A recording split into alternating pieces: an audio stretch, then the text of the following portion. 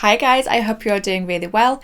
My name is Sarah and welcome back to What the Horror, the channel where we talk about horror movies old and new. It's finally that time. 2022 has come to an end and it's time to rank the newly released horror movies that I saw throughout the year. Welcome back to part 2 of my ranking of the 2022 horror movies. If you didn't see it, I have already released my part 1 of the ranking, which also included a little cheeky top 5 non-horror movies of the year. I will leave a link to that here so you can check it out if you haven't already. So we're going to continue through the list and finish off with my top 10 horror movies of 2022. Before we get started, just a reminder that this is my list of 2022 horror movies. It's not your list of 2022 movies, so don't be surprised if it's different to yours. This is my list made up of my opinions, and while I judge movies on their quality and how technically good they are, I also judge them on how much fun I had with them and how likely I am to rewatch them. So no getting angry in the comments. Okay? Great. Let's talk movies then. What a way to start off. Okay, so starting off at number 18, we have the film that people will probably be the angriest about, either because I have it too high or I have it too low for them, and maybe some of you will click off, but that is the final installment in the David Gordon Green trilogy, Halloween Ends. Yep, Halloween Ends is the dead middle of my list because,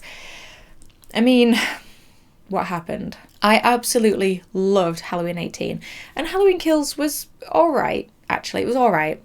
And I still don't know how I feel about Halloween Ends, to be honest. No matter how much Gordon Green swears that this was always the plan, I don't think this is how they originally planned to end the trilogy. Why would you introduce new elements in the final installment? Elements that aren't necessarily bad and would have worked much better if they were introduced earlier on.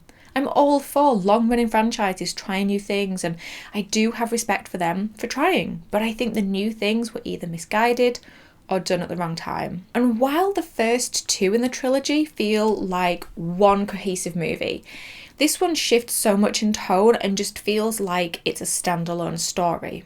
We go from having a basically indestructible Michael to him hiding in the sewer tunnels. We go from Sarah Connor style Laurie, who won't give up on her obsession with Michael after the murder of her friends, to her just wanting to live a normal life after the murder of her daughter. The opening scene of Ends is pure gold though. I absolutely loved that scene. What an opening. Something's going to happen as the scene builds and it builds and it builds. But then what eventually ends up happening is so shocking. I loved it. I laughed, but I loved it. Okay, so from this point on, these are all films that I really enjoyed. Some of these next few could have made it to the top of this list on any other given year, but unfortunately, they came out on the same year as some outstanding movies, so they place where they place. Next up we have No Exit, which was released on Hulu or Disney Plus internationally. I went into this one blind, not knowing anything about it at all, and it was an awesome surprise. It's a really strong horror thriller. It's also a good addition to any winter watch list because of its isolating snowy setting. I'm a big fan of movies that take place in one location, especially those that are a tense watch, and No Exit just delivered on that front. Some scenes, in fact most of this, was really tense, and the lead actress Havana Rose Lee just absolutely delivered. Then we have House of Darkness, which stars Kate Bosworth and horror royalty Justin Long. You can watch it on Prime or Apple TV. I've not heard many people talk about this one, maybe because Justin Long had another horror movie this year which just eclipses this one. This is very much a slow burn and is very much character and dialogue focused rather than having much action. So with that in mind, it may not be for everyone, but it is 1 hour and 28 minutes of Justin Long delivering a great performance as we see his character be revealed as a bit of a douchebag, which Long excels at playing. I won't say much more because, there isn't much more to say without spoiling the movie twist, and to be honest, not much happens except for a tennis volley style of conversation back and forth between Bosworth and Long. So this next movie is more psychological thriller than horror, but hey, it's here anyway on the list, and that is Don't Worry Darling. Don't Worry Darling was one of 3 of my most anticipated horror movies of the year. There was this, The Menu, and Scream. And oh boy, was my excitement for it dampened with all all of the ridiculous drama surrounding it behind the scenes. I mean, Spitgate, what was that about? I was quite delayed in watching it because I wanted to distance myself from all of the drama and just watch it as a movie on its own merits. You know, because this is a movie that really feels like a movie. Positives with this film: Florence Pugh is divine as always. She is always a joy to watch. Harry Styles does all right. He's not a great actor, but I don't think he's as bad as some people make out. And this movie is stunning. The costume design, the set design, the vehicles, just everything is gorgeous. The soundtrack is also amazing. But the problem with Don't Worry Darling is that it is so muddled.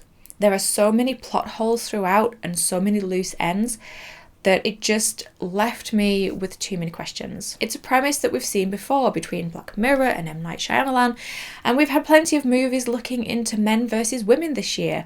And while this movie doesn't do anything particularly better than any of its predecessors, it is still worth checking out. Next up is Hellraiser, the 11th installment in the franchise and the second adaptation of Clive Barker's Hellbound Heart novel. This one was released on Hulu and Disney Plus internationally. So I should preface this with the fact that I haven't seen any of the other Hellraiser movies, so my judgment of it is based off of this being my introduction to the franchise. I wasn't particularly excited to watch this one. In fact, I wasn't sure I was going to watch it, but I did, and I'm so pleased I did because it was one of the biggest surprises of the year for me. The design of each of the individual Cenobites was so creative and looked incredible. I also enjoyed the element of the lead character Riley being an addict. It reminded me of the Evil Dead remake in that it gives the characters a natural reason for making the choices that they do based around this fact. I don't think it's necessary to have seen any of the other Hellraiser movies. However, I had so much fun with this that I'm now interested in checking out the others. Next, we have the first of two Michael Monroe movies on this list, and the first one is Significant Other, which was released on Paramount+. This is a great one to go in blind with, because it's one that has a few twists in it that are best experienced as they should be. It does become a little bit wackier than the trailer and the poster would lead you to believe, but I think it becomes wacky in the best way. Maika Monroe is fast becoming one of my favourite actresses in horror.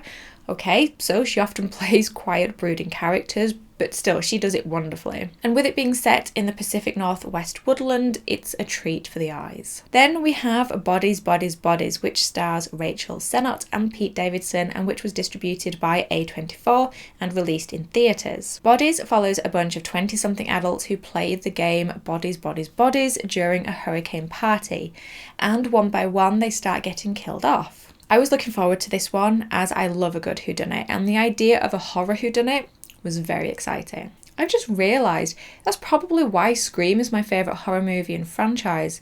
I mean, it's basically a horror whodunit, isn't it? I have heard some people make the complaint that a lot of the characters in Bodies are irritating, and yeah, I guess they have their moments, but for the most part, I found a lot of humour in them, especially Alice, played by Rachel Sennott. She was an absolute highlight for me. Lee Pace as the older boyfriend of Alice was also a highlight, and this might have some of my favourite use of light in a film this year as well, because there are whole scenes that are just lit by glow sticks, head torches and mobile phones, and I read that the actors were taught how to light them themselves because it's actually them using the items that are being used as the lighting in the scenes. While I've heard some people say they disliked the ending, I personally loved it. I thought it was hilarious and added a new retrospective aspect to the whole story. It was believable but also shocking, and it made the events that followed so much more tragic and ridiculous. Then we have Prey, the new sequel in the Predator franchise, and which is watchable on Hulu and Disney Plus internationally. Now, this one was so closely tied with my number 10 film. In fact, up to writing this list, they kept just swapping places, but at the last minute, Prey ended up being my number 11. Her width's difference though, honestly. This is how a sequel should be done. It's an okay budget, but with everything just stripped back. Prey proves that you don't have to go bigger to be better. Amber Midthunder is phenomenal as Naru, the lead character. She's relatable in how she feels a need to prove herself to those who don't think she's capable. She's fighting against conceptions people have of her because of her age and because of her sex, her gender. Naru has such ingenuity that it's so fun to watch her as her skills grow, and it's refreshing to have a horror film in a period setting where the technology has been stripped away as a plot device and you have to get creative. Prey has been praised for being historically accurate in the clothing, village setting and hunting lifestyle of the Comanche? Oh, I feel awful. Comanche, I think. And there is actually a version of Prey that was released with the Comanche language, which I just love. Comanche language. Oh, I feel awful. Okay, so now it's time for my top 10 horror movies of 2022. Number 10 is Smile. Now, when I saw the trailer for Smile, I would never have imagined that it would end up in my top 10. The trailer made the film seem like a mediocre PG-13 horror, but boy, was I wrong. There was a lot to this movie, and it was genuinely scary. There were so many great scares in this film, and it's been a while since a horror movie scared me like that, which I appreciate. Smile, like a lot of horror movies of late, deals with trauma, but it's done so well here.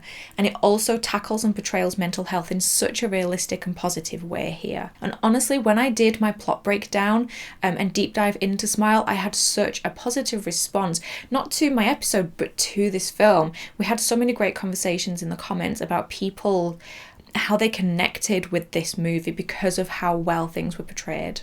It's not mental health being used to just create a plot point or to create a movie's villain. It's to show the audience how we as people approach mental health, the way that we treat people with it, and the words and terms we use when talking about it, especially in a derogative way. The fact that some people out there have the mentality of, if I can't see it, then it isn't real, is utilised so well in Smile. They play on this mentality and have people in the film be unable to see the smiling monster, and so because they can't see it, they think the victim must be fine. There's no danger. Smile definitely has elements that are similar to The Ring and It Follows, but not enough to make it just a knockoff.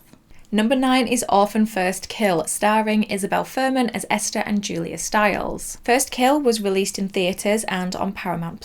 I freaking loved this movie. It was just so good. I liked the original, and obviously the twist in that is just...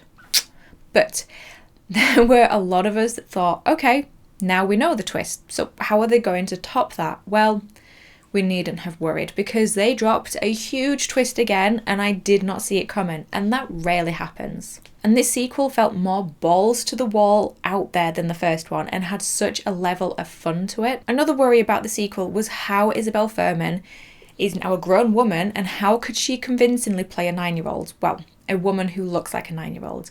But they did such a good job through using a body double for long shots and having the other actors wear the big platform shoes for closer shots. There were maybe 1 or 2 shots where they didn't quite nail it, but it didn't spoil it for me. And Julia Stiles, what a legend. Her delivery and dialogue in this were awesome. I mean, both of the bad guys were. It's quite something to make me feel bad for Esther when she's in fact a villain herself. I just loved it. My number 8 is Scream, or Scream 5. Now, I am gobsmacked that this isn't my number 1, but hey, it just came out in a tough year. So Scream is my favourite movie, favourite horror movie, and favourite franchise, so I was only slightly excited for the release of this one, especially seeing as how it would be the first time that I saw Ghostface up on the big screen. Scream is, in my opinion, the most consistent horror franchise in terms of quality of movies. Even the bad ones are better than some of the good entries in other franchises, and Scream 5 is no different. It's a really solid entry. I thought this lineup of characters could be one of the best, and they played into my love of nostalgia with all of the links, nods and Easter eggs to the previous Scream movies, and I really liked the family link aspect, especially as we got the Randy Shrine. I loved how they subverted our expectations by having the girl who is attacked in the opening scene survive, but it also meant we got Jenna Ortega for the rest of the movie, which we love. This entry also had the balls to kill off one of the Golden Trio, and while I cried my damn eyes out, and I'm still not over it, I couldn't tell you which of the 3 I would have chosen. It would have been heartbreaking whichever it was. For me, this is one of the best looking Screams. The camera work and lighting in some scenes is just phenomenal, especially the horrible scene The horrible scene? Well, it is a horrible scene. The hospital scene. The hospital scene where the corridor is lit in these hues of black, blue and white. I did find the killer reveal to be predictable and almost broadcast from early on, but that's okay. No one could ever really live up to Billions do. Number 7 is Fresh, starring Sebastian Stan and Daisy Edgar-Jones, and which was released on Hulu and Disney Plus internationally. Fresh was a great movie which came out of nowhere. I hadn't heard anything about it apart from that Sebastian Stan was in it, and I like him in the Marvel movies, so I thought I'd give it a go.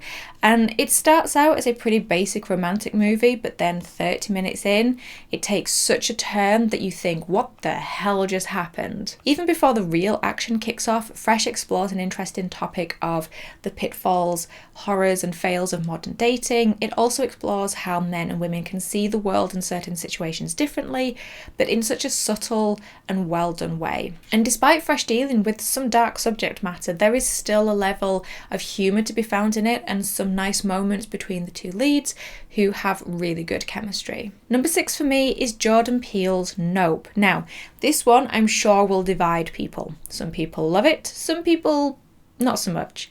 But for me, this was my first Jordan Peele movie, and so I had no expectations, no preconceptions. I just went in and watched it for the film it is, and I personally really enjoyed it. The cast in this is... Peele knows how to cast his characters.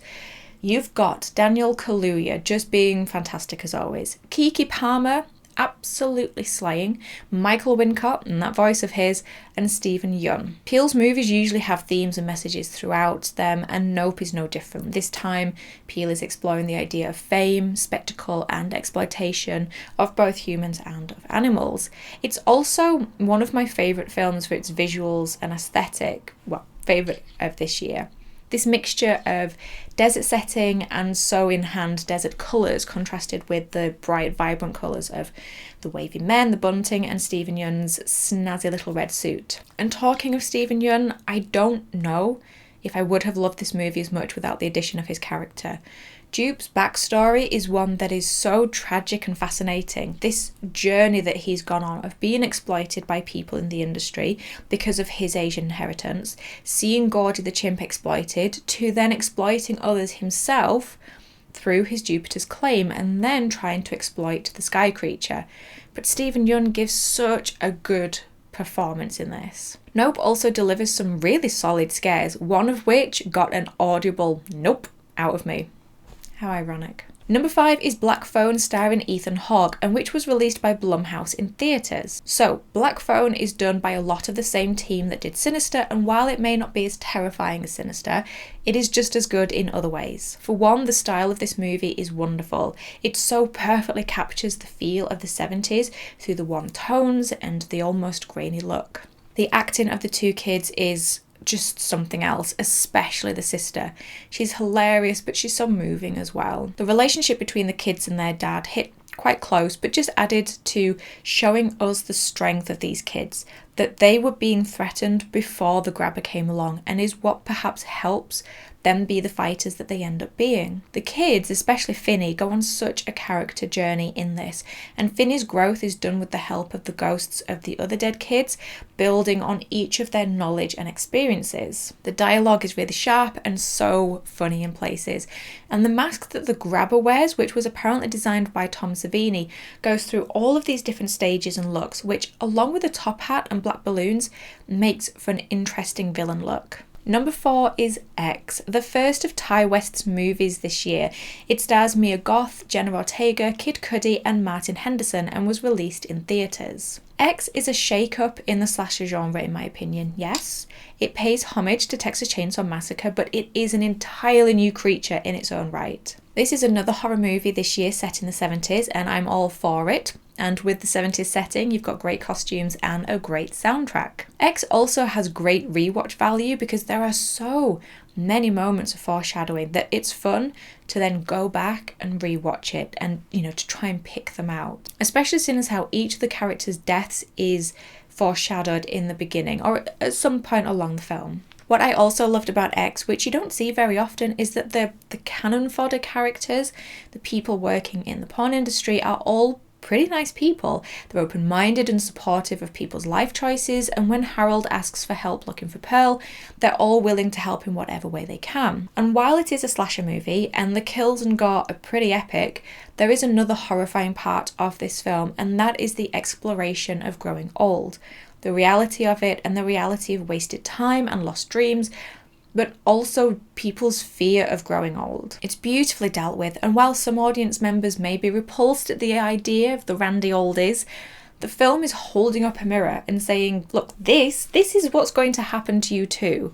I mean, this is just done perfectly in the casting of Mia Goth as both Maxine and Pearl. And speaking of, number 3 is Pearl, the sequel to X, also starring Mia Goth, who returns as the titular character.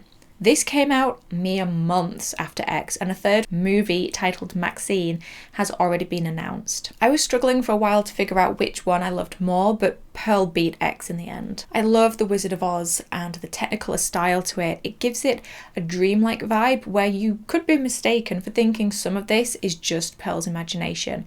I mean, it's through her eyes that we follow the story, and we know that she's a daydreamer. Think of the dance sequence at the audition where it turns into this fully propped and costumed performance just in her mind. Pearl is the heart and soul of this film, and it's such an incredible character study. She is just fascinating to follow, especially as her mental well-being begins to unravel under the isolation of her life and the stresses of living under her controlling mother's rules. While the actual plot of the movie is pretty thin, not very much happens, this exploration of Pearl is enough to hold your attention for the whole runtime.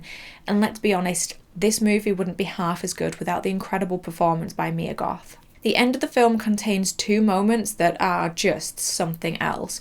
One of them is the one-take 8-minute long soliloquy by Pearl where she's imagining she's speaking to her husband Harold, and then the shot of her just smiling at the end for about 4 minutes, just staring directly into the camera. Number 2 is the second Micah Monroe movie on this list, and that is Watcher, which was released on Shudder. I adore this film, and while there may be some that are technically better than this, lower down the list, Watcher is so high because of how it made me feel. It's a simple premise of a woman who moves to Romania with her husband, and while there she begins to believe that she's being watched by a man in an apartment over the road from theirs. And while the film basically follows Julia as she tries to settle into her new home and tries to find someone who will just believe her, it's executed so simply and so well. For most of the runtime of this film, my nerves were shredded. Some scenes made me clench so hard. I mean, I've been there. I've been Julia. When you get that feeling that something is off, something is watching you or following you, it's awful. And then especially if no one will believe you. And this movie has a clear message of listen to those who tell you that something is wrong, and also don't ignore your gut feeling just because someone else tells you that you're wrong. I won't lie that at times it can be a difficult watch, or at least not fun, because it is so relevant and frustrating, especially when you have the scenes where the police and even her own husband dismiss her feelings. It also has some pretty decent gore in it, which I was not expecting, and Watcher has one of the best end scenes in any movie this year. Despite there being not one word of dialogue spoken, it absolutely screams so much within that final shot and that one look from Julia. And my number 1 horror movie of 2022 is Barbarian, starring Bill Skarsgård, Georgina Campbell and Justin Long, and which you can watch on Hulu and Disney Plus internationally. Yup, Barbarian is my favourite horror movie this year. This film absolutely rocks. The cast of the 3 lead characters is great. You've got horror staples Bill Skarsgård and Justin Long, who both, while being characters at the opposite end of the spectrum, deliver brilliant performances. And I'd not seen Georgina Campbell in anything before, but I loved her in this. So Barbarian was one that came out of nowhere for me. The only reason I discovered it was when I was researching horror movies still to come this year, about halfway through, and I became so excited to see it. Oh, and then I was absolutely gutted when not only was it released in America only initially, but that the horror community was losing its mind over it. However, we eventually got it here, and it was well worth the wait. This is a type of horror movie I haven't seen in a long time. One where it made me feel so uncomfortable, but it also scared me. What I also appreciated is how it had huge surprise twists and jarring narrative jumps, which took me completely by surprise. But while it's jarring and nerve-shredding, the film does offer you moments of respite with some incredible humour, mostly provided by Justin Long and a tape measure. I laughed so hard at that scene. I did a whole plot breakdown, a deep dive into Barbarian, where I talk about the messages of the film and the inspiration behind Zach Krieger's idea. I'll leave a link to it here in case you're interested, but basically Barbarian does what men couldn't. It manages to portray how men and women experience the world differently and can portray toxic masculinity, but with the use of Bill's Keith, they also show that there is a vast variety of men, good and bad. While I do love this film, I do just want to talk about one point that I'm a bit iffy with, and that is the villain of the film, the mother monster. It doesn't sit quite right with me that this is a person who is actually a victim herself, and rather than being evil, is just the way she is because of how she's been left to live. But it's one point in many, many positive ones. Okay guys, so there you have the full ranking of the 2022 horror movies that I watched, including my top 10, which was Smile, Orphan First Kill, Scream, Fresh, Nope, The Black Phone, X, Pearl, Watcher and Barbarian. Let me know your top 10 down below, and let me know some that were a disappointment or a surprise for you. Let's talk about and celebrate this incredible year for cinema. And don't forget to subscribe if you haven't already, as my next episode will be my most anticipated horror movies of 2023. It's going to be a long one, isn't it? Oh man, we've got so many good ones coming. Also, don't forget to check out my part 1 if you haven't already. It does include a top 5 non-horror movie list at the end as well. In the meantime, thank you as always for stopping by. I really do appreciate it. Take care of yourselves, enjoy the holidays, a happy new year, and I will talk to you in the next episode.